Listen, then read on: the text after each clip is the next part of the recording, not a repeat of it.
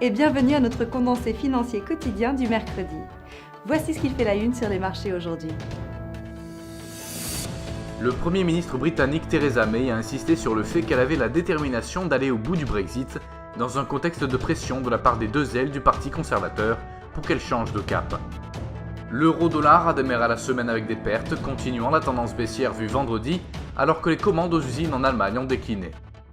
Le brut a augmenté à son plus haut niveau depuis fin 2014 lundi, soutenu par les récentes difficultés que connaissent l'entreprise vénézuélienne PDVSA et l'Iran. La paire livre-dollar a exécuté une correction mineure, gagnant 0,2% sur la dernière session. Nous voyons un ratio acheteur-vendeur de 1,4 d'après le SSI. La paire dollar-yen a montré de légères pertes sur les 3 dernières sessions, chutant de 1,1% sur la dernière. Le SSI montre un ratio vendeur-acheteur de 1,1.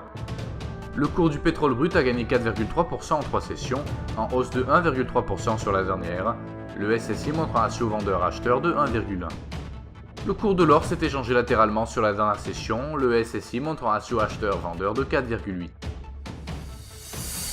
Le discours de Bostich du FOMC aux États-Unis sera publié à 17h15 GMT, l'indice économique avancé au Japon à 5h GMT, et permis de construire au Canada à 12h30 GMT, les demandes MBA de prêts immobiliers aux États-Unis à 11h GMT, l'indice des prix à la production aux États-Unis à 12h30 GMT, et les stocks de gros aux États-Unis à 14h GMT. Nous espérons que vous avez apprécié nos perspectives marchés de ce mercredi. Nous vous souhaitons, de la part de toute l'équipe, une journée productive sur les marchés. N'oubliez pas de vous connecter demain matin pour retrouver les dernières nouvelles et événements des marchés financiers.